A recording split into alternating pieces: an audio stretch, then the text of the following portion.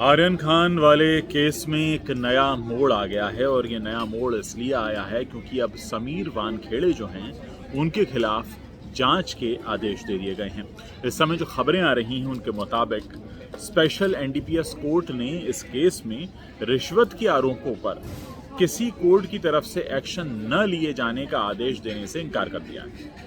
इधर एनसीबी ने वानखेड़े के खिलाफ इंटरनल विजिलेंस जांच शुरू कर दी है और वानखेड़े पर आप जानते हैं कि एक गवाह ने शाहरुख खान के बेटे आर्यन खान वाले मामले में 25 करोड़ रुपए की रिश्वत दिए जाने का डील करने का आरोप लगाया। एनसीबी के डिप्टी डायरेक्टर जनरल और एजेंसी के chief vigilance officer Dnyaneshwar Singh बताते हैं कि वो खुद वानखेड़े के खिलाफ जांच की निगरानी कर रही हैं। ज्ञानेश्वर सिंह से पूछा गया कि जांच के दौरान भी वानखेड़े अपने पद पर बने रहेंगे या नहीं। इस पर उन्होंने कहा कि हमने अभी जांच शुरू की है, इसलिए इस पर टिप्पणी करना जल्दबाजी होगा। सिंह ने बताया कि एक स्वतंत्र गवाह ने एफिडेविट के जरिए सोशल मीडिया पर कुछ आरोप लगाए थे। इसके बाद एनसीबी के डीजी ने विजिलेंस की इंक्वायरी की मांग कर दी है। तथ्यों और साक्ष्यों के आधार पर ही फैसला किया जाएगा। जांच निष्पक्ष रूप से की जा रही है। दूसरी तरफ समीर वानखेड़े पर उठ रहे आरोपों के बीच उनकी पत्नी क्रांति रेडेकर उनके सपोर्ट में आ गई हैं। रेडेकर ने ट्वीट करके कहा कि जब आप लहरों के बहाव के दूसरी तरफ तैरते हैं तो हो सकता है कि आप डूब जाएं, लेकिन अगर भगवान आपके साथ है तो कोई लहर इतनी बड़ी नहीं हो सकती कि आपका कुछ बिगाड़ सके, क्योंकि सिर्फ उसे ही सच पता है। सुप्रभात, सत्यमेव जयते, ये क्रांति रेडेकर ने लिखा है। वहीं क्रूज ड्रग्स केस में समीर वानखेड़े शुरू से कहते रहे हैं कि उन्हें और उनके परिवार को लगातार टारगेट किया जा रहा है। वानखेड़े ने यह भी कहा कि उनकी बहन और उनकी स्वर्गवासी मां के बारे में भी बहुत कुछ कहा गया।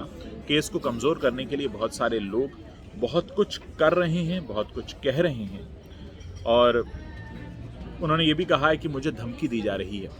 2 एफिडेविट में से एक वानखेड़े और दूसरी एनसीबी ने फाइल की है।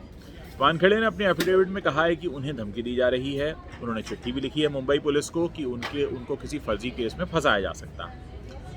वहीं एनसीबी ने अपने एफिडेविट में कहा है कि क्रूज ड्रग्स मामले में जो स्वतंत्र पंच है वो होस्टाइल हो रहे हैं। अब मामला यह है कि इधर वानखेड़े पर आरोप लगाने वाले जो प्रभाकर सैल हैं वो मुंबई क्राइम ब्रांच के ऑफिस भी पहुंचे हैं। उन्होंने मुलाकात की है पुलिस से और अपनी खुद को उन्होंने सुरक्षा मुहैया कराने की मांग की है। ये जो प्रभाकर सैल हैं ये केपी गोसावी के बॉडीगार्ड बताए जाते हैं। केपी गोसावी वही हैं जो आर्यन खान के साथ सेल्फी लेने के बाद चर्चा में आ गए थे और यही प्रभाकर सैल हैं जिन्होंने समीर वानखेड़े पर रिश्वत वाले आरोप लगाए हैं। अब देखना यह है कि पूरा मामला किस तरह से आगे बढ़ता है। एक तरफ स्वतंत्र जांच भी हो रही है, समीर वानखेड़े भी जांच कर रहे हैं और समीर वानखेड़े के खिलाफ भी जांच हो रही है, इंटरनल विजिलेंस जांच की जा रही है। तो अब देखना यह है कि ये जो एनडीपीएस कोर्ट ने रिश्वत के आरोप में कार्रवाई रोकने की जो एप्लीकेशन है वो खारिज की है, इससे क्या असर पड़ता है और जो एनसीबी की इंटरनल जांच शुरू हो गई है उसमें क्या सामने आता है। तो मुझे लगता है केस ये बहुत अलग तरह से आगे बढ़ने वाला है। फिलहाल इंतज़ार रहेगा कि किस तरह से पूरा मामला आगे बढ़ता है। मेरी नज़र इस पर बनी हुई है और आप जानते ही हैं कि इस वक्त मैं लिस्बन में हूँ और यहाँ से कुछ ट्रैवलॉग्स कर रहा हूँ यूटी रील्स पर। मैं चाहूँगा कि आप लोग यूटी रील्स पर भी नज़र बना कर रखें। मुझे आप लोगों के सहयोग की ज़रूरत है।